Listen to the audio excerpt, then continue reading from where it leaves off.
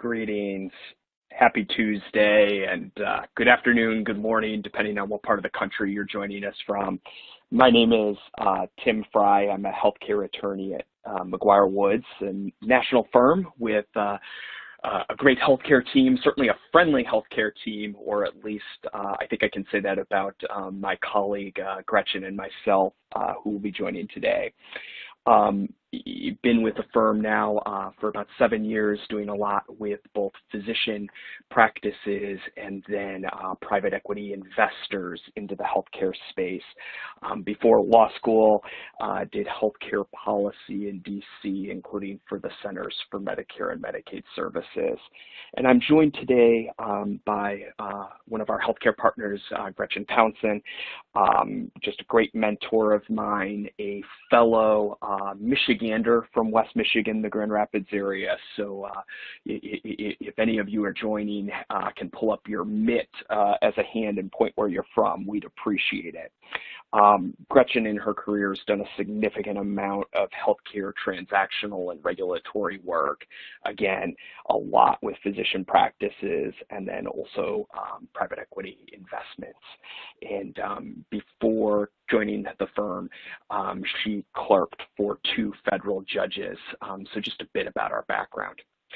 Today, we're not going to try to rehash the entire rulemaking that the Department of Health and Human Services through CMS and OIG put out this fall to take effect here in January that Gretchen's going to get into with the background. Instead, we've tried to think through how these rules will impact private equity investments, private equity-backed platforms, and quite honestly, because of our background, a wider set of the healthcare industry, whether that's physician groups, home health agencies, and whatnot. We'll try to provide some takeaway points at the end as well.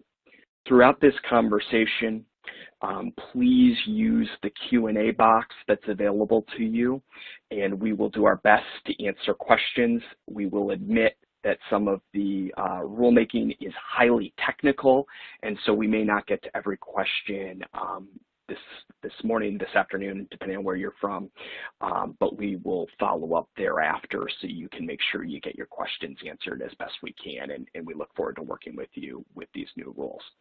With that, talking a little bit about the background on these regulations, I'm going to turn it over to Gretchen, and Gretchen, thanks again for joining me today.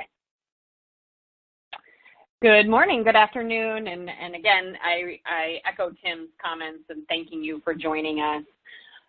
Before we dive into the finalized changes that are set to take effect a week from today, we wanted to provide a brief background on both Stark and the Anti-Kickback Statute to ensure that we're all on the same page with kind of what is the lay of the land as we sit today. And then how will those changes impact the current state of the law? So as a brief refresher, the Stark law prohibits a physician from making a referral of designated health services, which include imaging, labs, PT, home health, inpatient, outpatient hospital services, et cetera, to an entity, any kind of entity, which can be a hospital, a group practice, a lab, a home health agency, with which that physician has a financial relationship unless an exception applies. Stark is the big bag strict liability statute. So if there is not an exception available for the financial relationship, then the referral is prohibited from Medicare and Medicaid patients, and the provider of DHS cannot submit a bill for that claim. Importantly, intent doesn't matter. It could be a perfectly fine and justifiable relationship that doesn't have a specific writing, a specific signature, or something of that nature. But if you don't fit into the very explicit boxes, then you have a violation which would require a refund, self-report, and the like. Historically, Stark has had 38 highly technical exceptions that are able to be utilized to protect those various financial relationships. They often include very nuanced analyses that we healthcare lawyers get to do. There is a binder that I have sitting on my desk that has thousands and thousands of pages of the compiled rules and guidance and Q&As with CMS that outline what these exceptions cover and how, that I would show you if we were on video. But again, it is a highly technical application of the rules. Frequently, when working with private equity-backed platforms or private equity investors or in any healthcare transactions, we find arrangements, financial arrangements, that don't squarely or clearly meet one of the specific exceptions. And so oftentimes the lawyers are left doing some backbends to try to make the best possible arguments we can to support that a financial relationship is not violative of the Stark Law. If we can't get to a colorable argument to defend the arrangement under a Stark Law exception, then because of potential for False Claims Act liability, we would often recommend, or clients would choose, to self-disclose the conduct, basically raising your hand and saying, hey, CMS, we have one of these arrangements. We failed to comply with one of the technical elements of one of the Stark exceptions. For example, we didn't have a signature, or we didn't have a writing, or our term of agreement wasn't for 1 year. If those are elements that are required, we're sorry, no harm, no foul, we didn't mean to, we're going to let you know, and CMS would typically settles these self-reports for pennies on the dollar when they are very technical in nature. Flipping now to the Anti-Kickback Statute, notwithstanding the scope of Stark, which is the referrals of DHS that we just talked about, and the prohibition is set forth on the slide right now, the scope of Stark is dwarfed as compared to the reach of the Anti-Kickback Statute as we show on the slide now, which prohibits the payment or exchange of anything of value if any one purpose of that payment is to induce or reward referrals of government-funded healthcare services. Kickback has a much broader application than Stark. All people or entities could potentially violate Stark. All referrals are violative as well. If you make a referral in exchange for a payment, I can violate Stark. Tim can violate Stark. Anyone on this phone call can violate Stark. It's not limited like the Stark Law is to physicians and DHS entities and their financial relationships. Similar to Stark, the Anti-Kickback Statute provides an enumerated list of safe harbors, which provide immunity for arrangements that meet the specific requirements of those safe harbors. Unlike Stark, however, failure to meet a safe harbor does not make an arrangement illegal or improper. Instead, without safe harbor protection, the question turns to the intent of the financial relationship and whether or not the intent of the arrangement was to induce or reward referrals, or if it was, just a payment for widgets or something of that nature that wouldn't necessarily induce that improper referral. The Anti-Kickback Statute has significantly more explicit guidance in the form of advisory opinions, case law, and other guidance issued by the government, but this is a facts and circumstances dependent analysis, always similar to Stark. And do we have, the improper intent that the government is concerned about is one of the key factors in determining whether or not there's a violation of the Anti-Kickback Statute. So with that background, that brings us to today and the publication of more than 1,500 additional pages of new definitions, exceptions, safe harbors, interpretive guidance, Q&A under these two regulatory schemes. OIG and CMS have indicated that some of these changes are intended to provide additional flexibility to help the healthcare industry to help them deal with the changing environment. That is the shift from fee-for-service payments from insurance providers and Medicare to more value-based care reimbursement initiatives. Folks who overall reduce the cost get paid more because of their efficiencies and qualities. There is also a recognition of the constantly changing technology and the healthcare industry's reliance on that technology with things like the EMR safe harbors and the like, making sure that providers have the best technology to protect not only the confidentiality of patient records, but also the sharing of that information between providers to help protect patients and streamline care. And most importantly, or a key importance, softening the rigid definitions, particularly in Stark, to avoid various footfalls. Those inadvertent failures to comply with each of those technical exceptions, which trigger potential, self-reports and the like. One word of caution, however, that while the Stark law changes will help reduce those footfalls in technical noncompliance, things like I mentioned where you don't have a signature or you don't have a writing or you don't have the right length of term, and in theory should reduce the number of self-disclosures that are made to CMS for these technical violations, CMS and OIG have reminded providers in this guidance that the Anti-Kickback Statute remains the primary enforcement tool for abusive arrangements, which may now meet a Stark law exception. So, it's important to be clear that these rules are not intended to say, yeah, it's okay to pay for a referral, right? The government is absolutely not taking that position.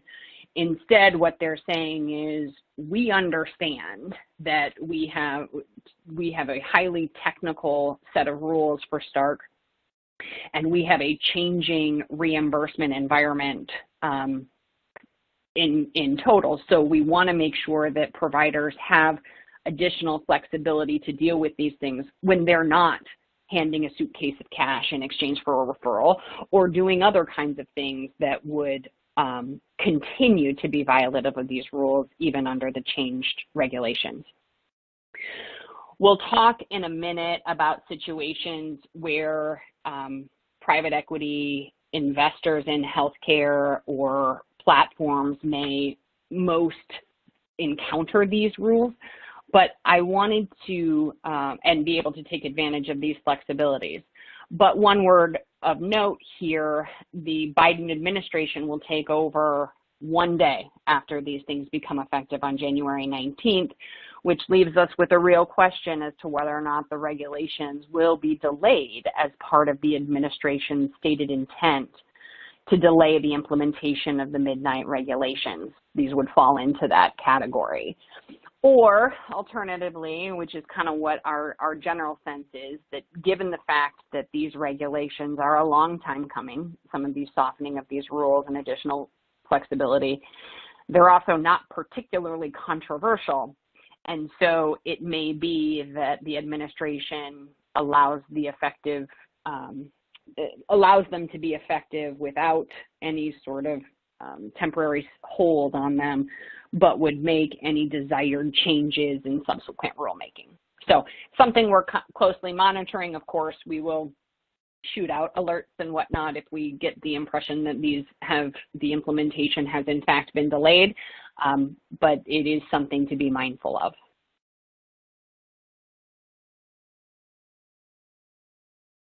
So the 1,500 pages of text, right? There's lots of things that are being done in these rules. And the slide here that you probably can't even see on your computer screen is the laundry list of ways in which CMS has indicated they're reducing burdens on providers. 31 items listed on this slide are the goals that they think they consider that the rulemaking to accomplish. However, the key takeaway from this piece is what is on your screen now. and CMS's explicit statement, particularly as it relates to Stark, that they view strict liability Stark law prohibitions narrowly and the exceptions broadly, with the goal, the stated goal, of reducing the number of inadvertent violations that trigger the myriad of self-reports that are sitting on their desk that they're having to respond to. So one of the things that's really important in thinking through this concept is, when we say we have a colorable argument to support a Stark law violation, that may be a bit stronger of a defense than we might have otherwise thought, given the fact that, we have this guidance that they aren't trying to play gotcha with Stark. That's not the goal. The goal is to prevent these kind of violative financial relationships. And so providing this additional flexibility and ways to ensure compliance should help to avoid the uncovering of these inadvertent violations. So with that background on the original law and kind of where we are with the stated new changes, we're going to turn now to 5 key impacts on private equity funds looking to expand into healthcare, as well as private equity-backed platforms and associated provider entities, and the way in which these rules may impact your day-to-day life and investments. With that, I'm going to turn it over to Tim, who's going to talk through a couple, and we'll be back and forth through this piece. Thank you, Gretchen. And just as I go to the next slide, which tees off of what you just said about not getting gotchas on the Stark law, I think the industry, many of you on the phone may be surprised by that, based on what narrow, quite frankly, silly things in the past have led to Stark law violations and reports to the government. Some of those will continue because while they're giving more flexibility on the Stark law CMS side, they don't get rid of all those technical things. It's still a very technical strict liability statute, but it is interesting that the agency has tried to evolve, and we'll talk about it here on this first area, where in regulatory diligence, whether you're on buy or sell side, or joint venturing or whatnot, that one of our key takeaways here is that Stark's going to have more flexibility, and it seems like the agency's backing off it being a strict liability statute and really trying to give, clear lines. You're either in or you're out. Those still exist, but like Gretchen said, maybe those lines are now fuzzier, or certain attorneys will look at it in a fuzzy way, and we'll certainly be trying to do that on behalf of clients when it's appropriate. So why did they do this? And then what did they do in terms of giving flexibility? I'm going to jump down to the last bullet.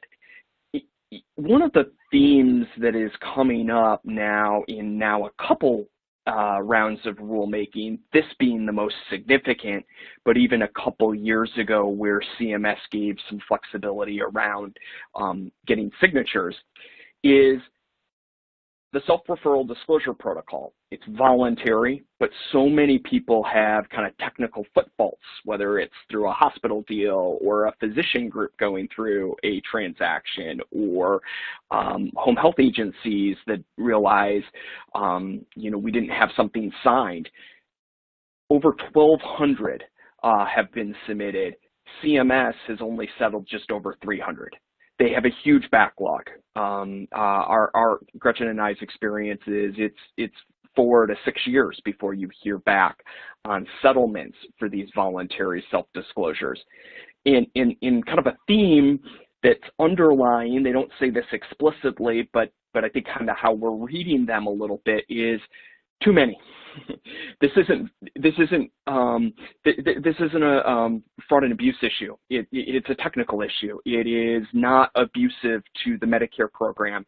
We want to see less of these. Thanks for bringing these to our attention. We're going to change our rules a little bit, give you some additional flexibilities, because we don't think these are abusive. And since it's strict liability, you're in or you're out, we're going to kind of modify our rules.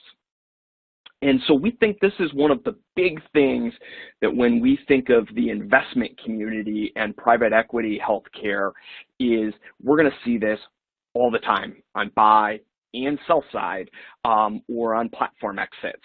And that is these foot faults. There are going to be more opportunities to kind of try to address, clean up, cure, fix foot faults. So a couple of the key ones they did. One, they are now going to explicitly in the regulation allow cures of what they call compensation discrepancies.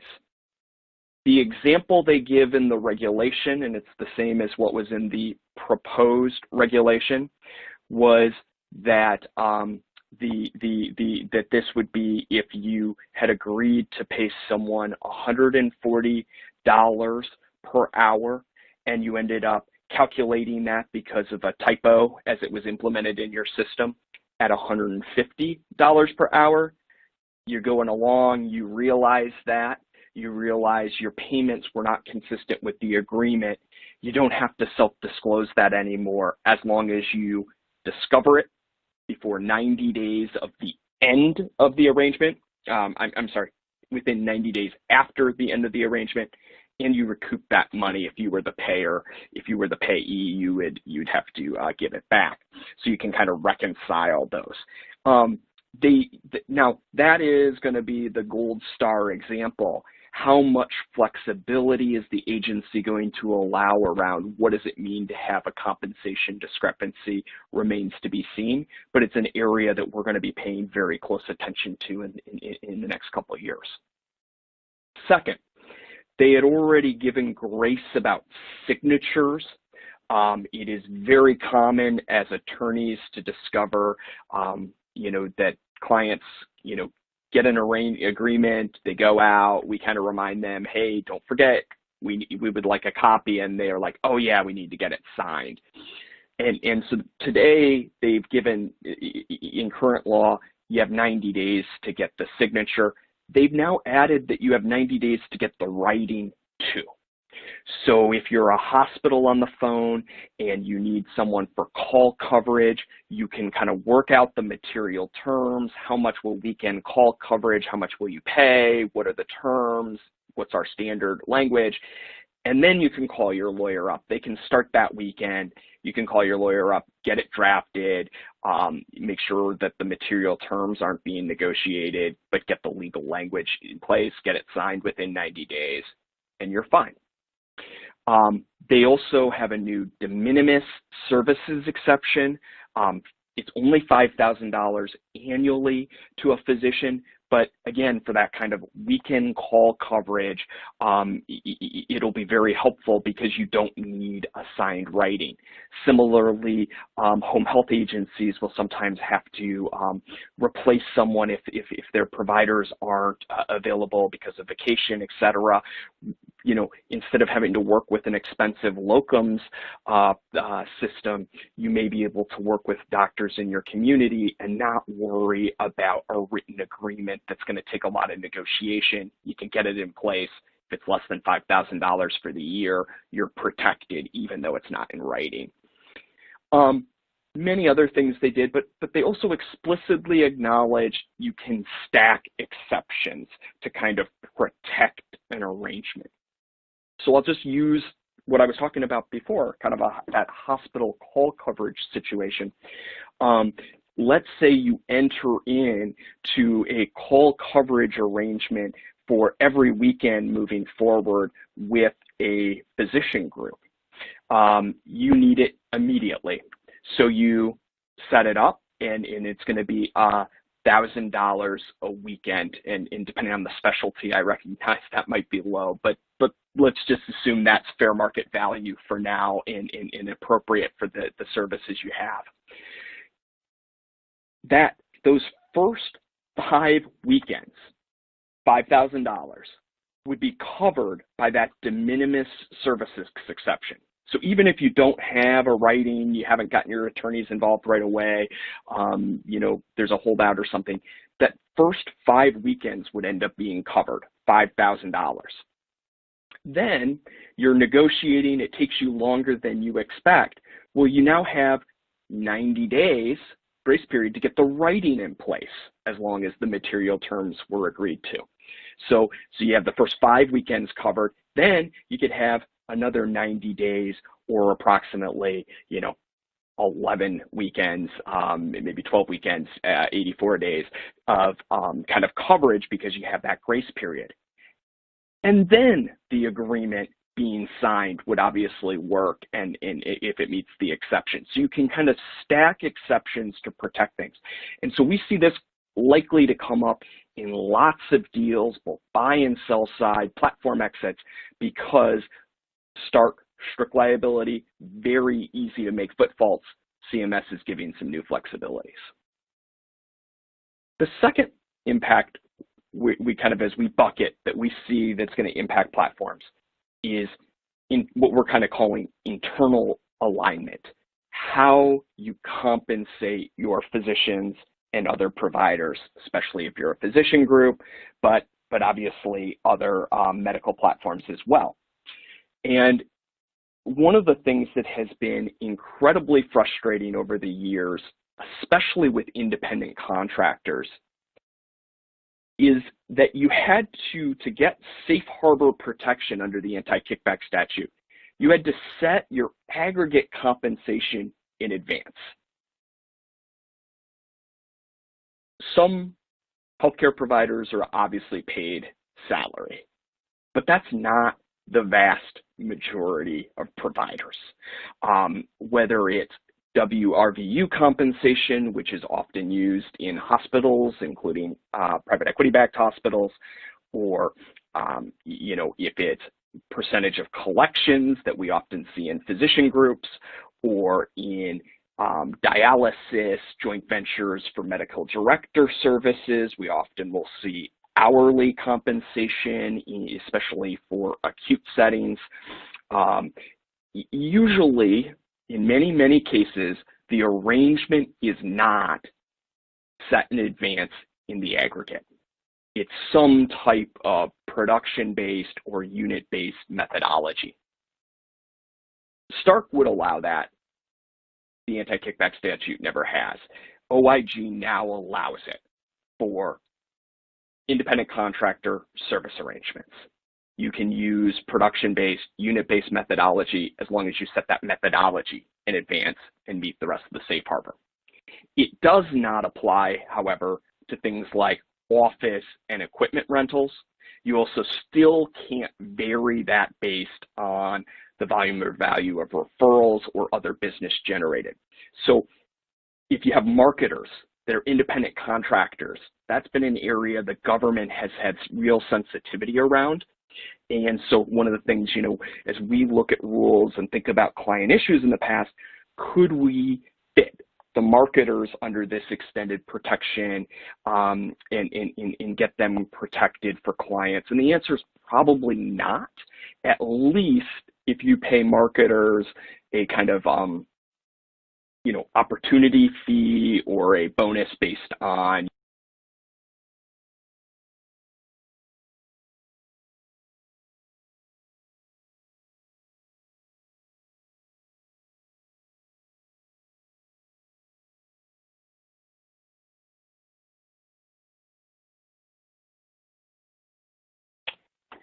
I think we might be having some technical difficulties, so I am going to jump in on this slide and finish it up. But I think that at the upshot, as Tim was saying, is, there is going to be some additional flexibility as it relates to the way in which marketers could be compensated to some extent, but it's not going to be the incredible flexibility that maybe some of you had ultimately hoped for.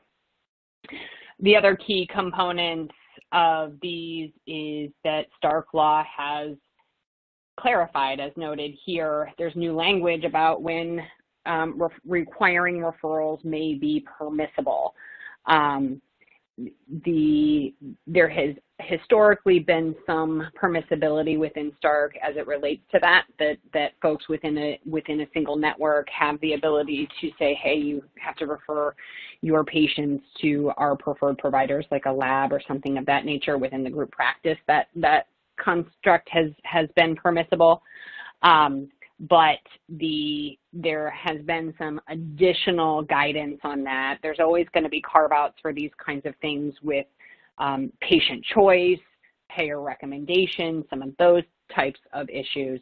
But there seems to be now more flexibility and ability for folks who are, coordinated in care provision to require that physicians make referrals to particular providers. And then finally, the value-based enterprise components, which I'll talk about on the next slide here, there are additional flexibilities about how folks can be compensated, and there certainly are opportunities and abilities to pay folks for reducing costs and increasing quality of care, and sometimes for making referrals, right? And again, we have to be careful in how we discuss this and frame it, but the value-based enterprise component should give additional opportunities for value-based enterprises, which can be a group practice potentially, right, a single group practice, to compensate its physicians as long as the goals of the value-based enterprise and the elements of the value-based enterprise and value-based exceptions are satisfied. That takes us to the next slide, which is an offshoot of what we were just talking about, which is external alignment in the value-based enterprise world, the new value-based enterprise. Much of what these rules codify are protections for parties engaged in what is termed a quote-unquote value-based enterprise. Value-based enterprise is an affiliation of two or more providers aimed at one of four value-based purposes, right? And they're listed here on the slide: care coordination, improvement of quality, reduction in costs to payers, or transition to pay for performance initiatives from fee-for-service. So if you've got at least two providers who are coordinated to engage in one of those value-based purposes, both Stark and the anti-kickback have closely correlated exceptions and safe harbors to provide enhanced flexibility for these types of arrangements, with the idea that there are a decreasing number of safeguards as the financial risk on the providers increase. The underlying concept here, as articulated by OIG and HHS, is if parties are fully engaged in shared risk financial models, think capitated payments or something like that, where the payer, in this case the government, has a certain amount of money at risk and that's it, and then they provide that to the providers. The providers have to allocate that money amongst themselves to not only cover their expenses, but achieve their various profits. The idea that services would be overutilized, which is a huge concern, right? Certainly from a Stark and Kickback perspective, or that inferior services would be utilized solely because of financial relationships, is significantly decreased. Those risks go down because obviously the providers who are parties to the capitated payment structure are going to try to manage those costs and avoid overutilization and the like. In those types of circumstances, compensation flexibility amongst the providers is increased. So you have more ability to pay the parties to the value-based enterprise where there is more risk. So what does this mean for those of you on the phone, right? Investors, folks who are working with healthcare providers and platforms and the like. You're going to have more opportunities to engage with outside parties and providers in your market to achieve these goals. For example, when you have contracts with payers for bundled payment models or capitated payments or outcome-based reimbursements, you then can work with other providers in your community and potentially provide financial incentives to those folks, whether they're primary care docs who are part of the coordination of care, hospitals, labs, and others, right? You have more opportunity in the way in which you engage with these parties and provide incentives so that you keep the cost of care down in a way that really isn't permissible before, because there wasn't a strict exception to permit it, particularly from a Stark perspective. And in kickback, there was no safe harbor to protect those kind of arrangements. That means both the provision of incentives to outsiders, right? We will pay to you if you kind of help us achieve one of these value-based purposes that are listed on the slide. In addition, more flexibility in receiving incentives from other local providers in the same way. If your local hospital system says, hey, physician practice platform, we want you to be part of our value-based enterprise. We want to have you be part of a continuity of care type of an arrangement, and we're going to compensate you to help us achieve these value-based purposes. That's a potential, income stream and a way to engage that really isn't permissible under the law as it stands today. One additional example is working with local hospitals, as I mentioned, on the care coordination efforts and other incentives that may have historically been prohibited by referral relationships. And this dovetails nicely with the additional flexibility in the expanded and updated technology enhancement protections as well. So that's sort of not articulated here on the slide, but Stark and Kickback have made additional changes to allow more healthcare IT donations and relationships and subsidizations that had really been close to sunsetting it historically. So it may be looking to what you might deem to be competitors in your market, right? Folks that you are fighting for with business and saying, hey, can we come together as a value-based enterprise and work together within the market to achieve some of these goals? And if you do so, then you have additional flexibility with how you can share in the dollars that are coming from payers in a way that you really can't today. It is certainly our view that are those who are the most innovative and creative, both with how they engage with payers as well as other providers throughout the continuity of care, are going to have a head start on maximizing returns as it relates to these things. The payment system in this country is moving to value-based payment from fee-for-service payment. I don't think it's going as quickly as many had thought it would, but those who are thinking strategically about ways in which you can set up alignment to increase quality and decrease costs are going to be on the cutting edge of being able to grow and expand your footprint. And you have these additional tools now that you didn't before, thanks to these new safe harbors and exceptions. I think we have Tim back. Tim, are you back on? The miracles of working from home during this pandemic. I appreciate everybody's patience and flexibility. As I switch to the next key takeaway, one other thing, just, kind of themes that, as Gretchen said, certainly the government would like to see a speedier move to value-based and avoidance of fee-for-service, and they kind of were tired of hearing, well, the kickback statute and the Stark law don't allow us to, and that was a large driver of why they put these rules out as part of the administration's sprint to care coordination and value-based care, and they've also put out some HIPAA rules as well proposed. So this is all kind of trying to get people to collaborate. Moving to patient engagement, there are some new opportunities to engage your patients. They are pretty limited. So we're not going to spend as long on this slide as some of the others, but while we were talking about these rules, didn't want to leave it out. The top bullet, though, I think is probably going to be the most interesting if you participate in that value-based arrangements and enterprises talked about before. There is now an ability to give up to $500 in in-kind engagement and support tools to patients. It needs to have care management as part of it, but could be a pretty valuable thing.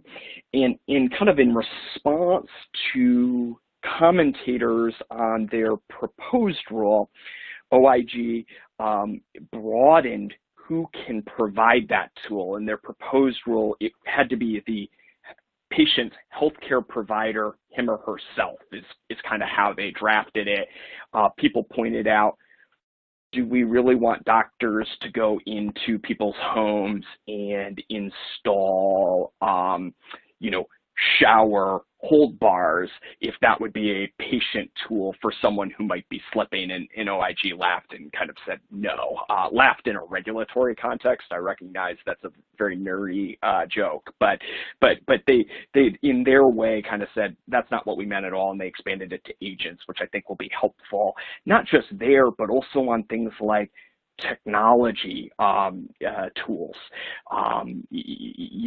The doctor or the doctor's staff don't have to be experts in how to get an app working on someone's phone that's being given, or how to operate certain technology equipment. They can hire that out. They can have agents and ensure the patient gets what he or she needs for that kind of care coordination. A couple other things that are of note around patients: transportation.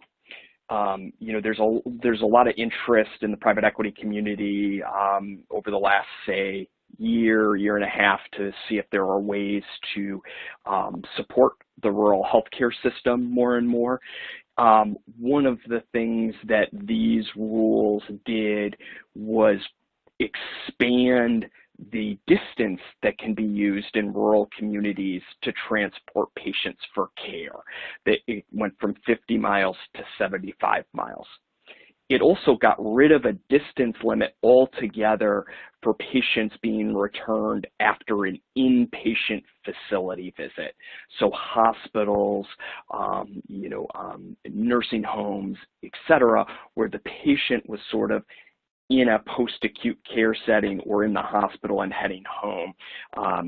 There aren't going to be mileage restrictions anymore, which again could be particularly important for those looking at rural communities.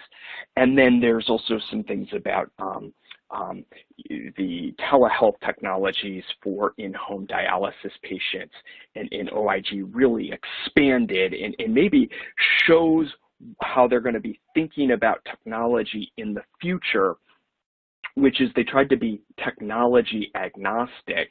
And so initially they were going to say, look, you can't give your in-home dialysis patient a fax machine. That's not helping kind of two-way communication, and driving care coordination. And they sort of backed off that. They're going to require that the tool you're giving help with care coordination if it's an in-home dialysis patient. Certainly donations could be, a smartphone that has a particular app, but it could be a fax machine if that's truly needed for care coordination. You probably have to show it when it's an older technology like that. But they're thinking about things and broadening and trying to, again, try to get away from as many footfall type violations as has happened in the past. That brings me to the last category that we're trying to group it in terms of how we think this will impact businesses. And this is under the Stark Law and the definition of a group practice for physicians, which is so vital because so many medical groups rely on the in-office ancillary services exception to do services. So if you have a physician group and you're doing x-rays or physical therapy or labs, you're usually relying on the in-office ancillary services exception, which you can only do if you meet this definition of a group practice. CMS has changed how profits can be shared to be effective January 1st, 2022. They delayed this change, and I'll say what the change is in just a second, but they delayed this because they recognize group practices often change their compensation methodologies on a calendar year basis. So they were trying to be flexible with this and give people time to implement it. But effectively what the change is some groups would sort of say, we're going to split our imaging different than our lab services. That was often the case in multi-specialty groups, large multi-specialty groups. They'd sort of say, look, different specialists use DME, different specialists use our lab. We're going to split them and do different pools for them so that, you know, only those using those services would kind of be in the pool. CMS said that wasn't our intent at all. Our intent has always been that you pool all of your designated health services, all of those services that Gretchen mentioned at the top of this conversation. And that's what you share within all your members, or at least a pod of 5 physicians. So you can no longer have different methodologies based on the type of service it is. And again, multi-specialty groups are probably going to see the most change there. So before we just reopen it up to questions, and please pass questions along through the chat box from some of the things we said. You know, as lawyers, we don't always speak exactly the way you're thinking about it, so please ask questions. But wanted to put some key takeaways up. These key takeaways are also similarly discussed in a recent alert that Gretchen and I put out with our colleague Holly Buckley, which should be available on the McGuireWoods website. And so if you prefer to kind of read and digest, that discussion's there. But you know, things that we've talked about here are there are going to be new ways to protect non-abusive relationships that have kind of technical footfalls. You know, 2, we're going to expect some evolving models around external relationships, especially in the value-based space. 3, new protections or additional protections for engaging with your own providers and other staff, especially under the kickback statute. A few new ways to engage patients, although you heard it was kind of limited. 5, you have this next year to kind of review your physician groups, make sure their compensation is paid correctly, and we'll have more guidance coming out later this year on it.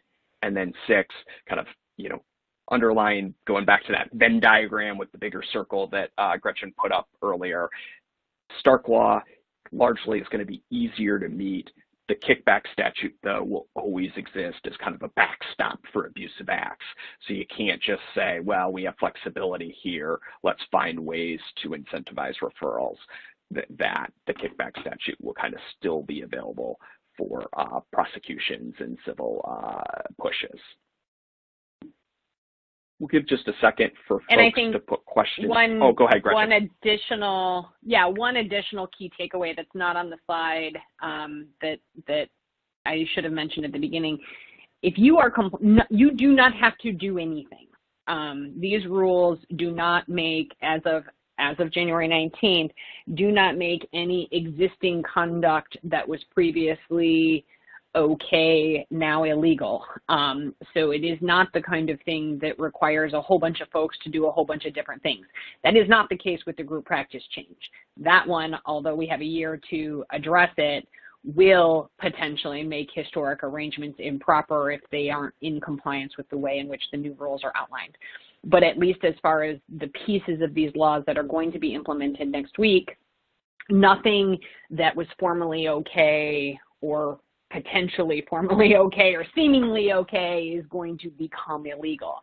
However, this is an opportunity, as we mentioned earlier, for folks to say, all right, you know, we have some recognition on the federal side that these laws have been potentially holding up innovation and creating hurdles that were not intended. And so we want to provide this additional flexibility, these additional opportunities for cure, those kinds of things that we've just talked through. And so we do very much believe that folks that are thinking about the way in which they can utilize these new rules to grow and expand their platforms and take advantage of these new opportunities are going to be the biggest beneficiaries of them, in addition to folks that don't have to make self-reports for technical violations. So you're not required to do anything come January 20th, January 19th, but you should take a look at the way in which you can utilize some of these new rules in your operations and take advantage of them to, grow and expand and benefit your platforms.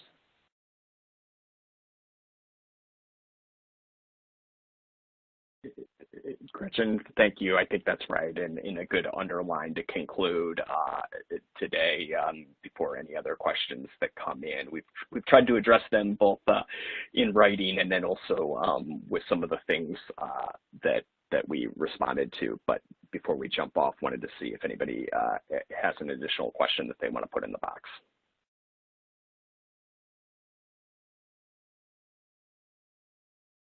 Okay. Well, with that, since I'm not seeing anything, unless our tech team tells me that I'm just missing it, why don't we give you all back about 8 minutes, which I'm sure you all appreciate. Get some lunch, and again, thank you so much for joining. It was a pleasure to join you all today, and if we can be helpful, please don't hesitate to reach out to either Gretchen or I.